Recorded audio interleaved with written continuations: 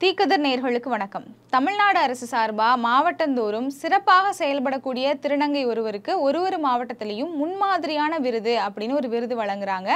இது திருநங்கைகள் தினமான ஏப்ரல் 15ஆம் தேதி ஒவ்வொரு வருடமும் வழங்கப்படுது. இந்த வருடமும் அதுக்கு விண்ணப்பிக்கிறதுக்கான ஒரு அறிவிப்பு வெளியிட்டிருக்காங்க. அந்த அறிவிப்புல என்ன கொடுத்திருக்காங்க அப்படிங்கிறதுல நமக்கு ஒரு சில கேள்விகள் எழும்புது.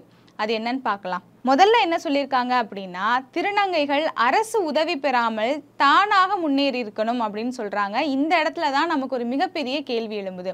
ஏன்னா திருநங்கைகளினுடைய வாழ்க்கையை பற்றியும் அவங்களுடைய சூழ்நிலை பற்றியும் நமக்கு நல்லாவே தெரியும்.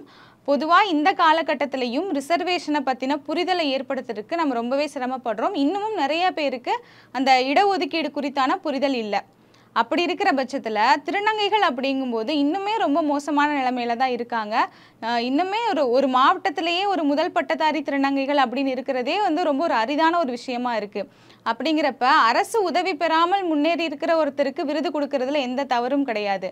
ஆனால் அதையே ஒரு தகுதியாக வச்சு இவங்க அறிவிப்பு வெளியிடுறது அப்படிங்கிறது நிச்சயமா இது ஒரு சரியான விஷயமா இருக்குமா அப்படிங்கிற ஒரு கேள்வி எழும்புது.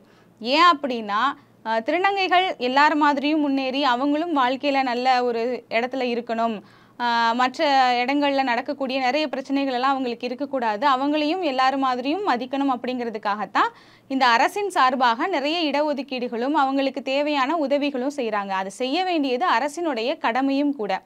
அப்படி இருக்கும்போது அதை ஒரு தகுதியாக இந்த விருதுக்கு ஏற்றுக்க முடியாது அப்படிங்கிறத நம்மளால் நிச்சயமாக ஏற்றுக்கவே முடியாது. அடுத்தது இரண்டாவதாக என்ன சொல்லியிருக்காங்க அப்படின்னா, 5 திருநங்கைகளுக்காவது வாழ்க்கையில் முன்னேறதுக்கு அவங்க உதவி செஞ்சுருக்கணும் அப்படின்னு சொல்லியிருக்காங்க. இது ஒரு நல்ல முன்னெடுப்பு தான். ஒரு விருதுக்கு தேவையான ஒரு தகுதி அப்படின்னே நம்ம சொல்லலாம். மூன்றாவதாக என்ன சொல்கிறாங்க அப்படின்னா, திருநங்கைகள் நல வாரியத்தில் அவங்க உறுப்பினராக இருக்கக்கூடாதுன்னு சொல்கிறாங்க. இதை எந்த காலகட்டத்திலையுமே ஏற்றுக்கவே முடியாது. தொழிலாளர்களாக இருக்கட்டும், ஆசிரியர்களாக இருக்கட்டும், யாராக இருந்தாலும், ஏன் பெண்கள் ஆண்கள்னு எல்லாருக்குமே தனித்தனி சங்கங்களும் நலவாரியங்களும் இருக்க தான் செய்யுது.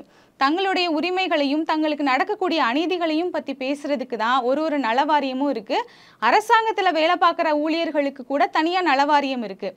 இதை நம்மளால் நிச்சயமாக மறுக்க முடியாது. அது தேவையான ஒரு விஷயம்தான். அப்படி இருக்கும்போது அந்த நலவாரியத்தில் உறுப்பினராக நீங்கள் இருந்திருக்கக்கூடாது, அதுதான் இந்த விருதுக்கான தகுதி அப்படின்னு ஒரு தமிழ்நாடு அரசே அறிவிப்பு வெளியிடுறது அப்படிங்கிறத எந்த வகையில் ஏற்றுக்க முடியும்னு தெரியல. ஒருவேளை தமிழ்நாடு அரசு இந்த தகுதிகளுக்கெல்லாம் பின்னாடி ஏதாவது ஒரு நியாயமான பதிலை வைத்திருந்தாலும் கூட மக்கள் மத்தியில் அவங்க ஒரு சரியான விளக்கத்தை கொடுத்தாகணும் அப்படிங்கிறது தான் இந்த பதிவினுடைய நோக்கம்.